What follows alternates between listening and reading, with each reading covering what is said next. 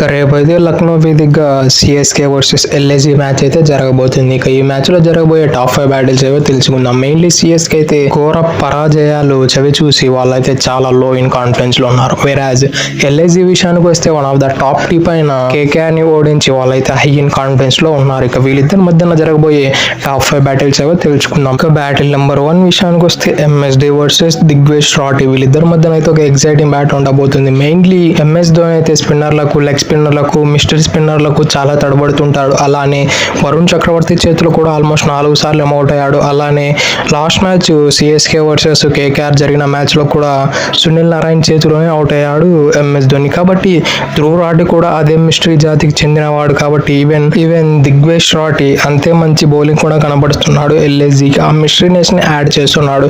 If in case Digvesh తో తప్పించుకున్నాడు అని అనుకున్నట్లయితే డెఫినెట్లీ అక్కడ రబ్బీ బిష్నోయ్ ఉన్నాడు. అతడు కూడా మంచి లెగ్ స్పిన్ ఆఫర్ చేయగలడు with the extreme pace. MS Dhoni leg స్పిన్నర్లు నార్మల్ పేస్ లో వేస్తేనే ఆడలేడు. అటువంటిది రవి బిష్నోయ్ ఏకంగా 100+ పేస్ ని వేస్తూ ఉంటాడు కంటిన్యూస్ గా.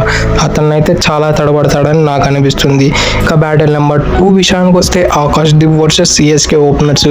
మెయిన్లీ ఆకాష్ దీప్ అయితే ఇప్పటి వరకు అతడు తీసిన వికెట్లలో ఆల్మోస్ట్ 60% ఆఫ్ ద వికెట్లు లెఫ్ట్ హ్యాండర్స్ నే తీసి ఉంటాడు. అతడు లెఫ్ట్ హ్యాండర్లకు అంత మంచిగా బౌలింగ్ వేస్తాడు. మెయిన్లీ సిఎస్కే ఓపెనర్స్ కూడా పెద్దగా ఫామ్ అయితే కనపరచలేకున్నారు లాస్ట్ మ్యాచెస్ లో. ఈవెన్ సచిన్ రవీంద్ర అయితే ఇనీషియల్లీ 50s అయితే సాధించాడు, కానీ ఆ తర్వాత అయితే అతడు కూడా అంత మంచి ఫామ్ అయితే చూపించలేదు. వేరే డెవెన్ కాన్వే విషయానికి వస్తే అతడు కూడా లాస్ట్ మ్యాచ్ కాక అంతకు ముందు మ్యాచ్ పంజాబ్ కి అగైనెస్ట్ గా అయితే ఒక 50 కొట్టాడు. అన్ఫార్చునేట్లీ అతన్ని రిటైర్డ్ అవుట్ చేశారు.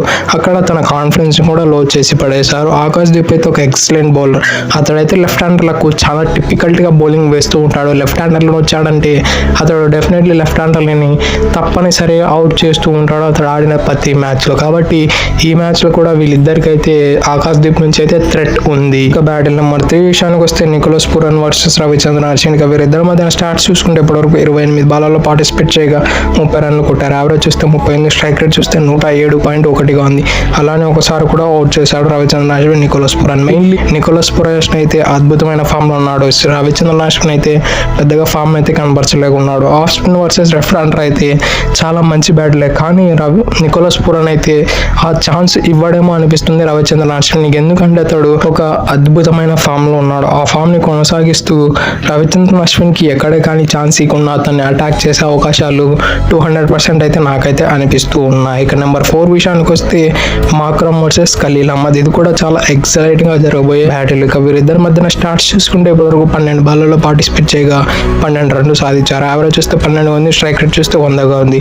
అలానే ఒకసారి కూడా అవుట్ చేశాడు ఖలీల్ అహ్మద్. వీళ్ళిద్దరు ఓపెనింగ్ బ్యాటిల్ అయితే ఎక్సలెంట్ గా జరగబోతుంది. మెయిన్లీ ఖలీల్ అహ్మద్ అయితే చాలా మంచి బౌలింగ్ కనపరుస్తున్నాడు.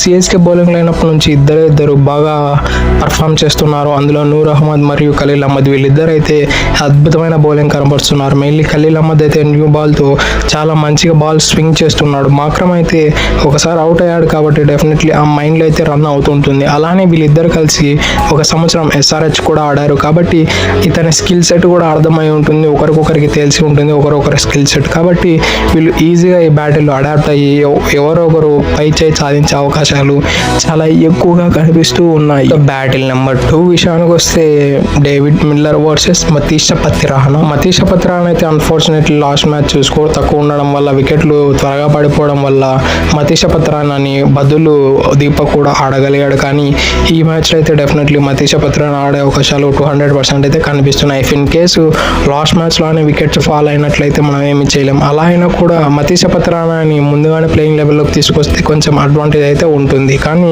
సిఎస్కే మేనేజ్మెంట్ ఎలా చేస్తుందో మనకైతే ఇంతవరకు అసలు అర్థం కాదు. ఇంతవరకు చేసిన పనులు అయితే చాలా వరస్ట్ గా ఉన్నాయి. కాబట్టి ఇక ఈ ఘోర పరాజయం తర్వాత ఎలా కంబ్యాక్ చేయాలని అనుకుంటుందో సిఎస్కే టీము చాలా ఎగ్జైటింగ్ గా వేచి చూడాల్సిందే. ఇక డేవిడ్ మిల్లర్ అయితే చాలా బ్రిలియంట్ స్పీడ్ ఫినిషర్. అతనికి తెలిసినంత మంచి ఫినిషింగ్ డిపార్ట్మెంట్ ఎవరికే కానీ తెలియదు. అంత మంచి బ్యాటింగ్ చేయగలడు అతడు ఫినిషింగ్ డిపార్ట్మెంట్ లో. కాబట్టి డేవిడ్ మిల్లర్ ని తక్కువ అంచనా వేయడం మరియు అతన్ని అండర్ రేట్ చేయడం అయితే అసలు అసాధ్యమే కాదు. ఇతడు సౌత్ ఆఫ్రికా కూడా ఒంటి చేతుతో ఎన్నో మ్యాచ్లు గెలిపించాడు. ఈవెన్ లాస్ట్ సీజన్ జీటీ కూడా ఒంటి చేత్తో 2-3 మ్యాచ్లు ఈజీగా గెలిపించి ఉంటాడు. డేవిడ్ మిల్లర్ అటువంటి ప్లేయర్ కాబట్టి అతన్ని ఎక్కడ కానీ తక్కువ అంచనా వేసి లూజ్ నట్స్ ఇచ్చినట్లయితే అతడు డెఫినెట్లీ హార్డ్ గా పని చేసి పడేస్తాడు బౌలర్స్ ని. That's it. It for today. ఇలాంటి మరెన్నో వీడియోల కోసం మా ఛానల్ సబ్స్క్రైబ్ చేసి డైలీ ఫాలో కండి. Thank you for it. Have a nice day.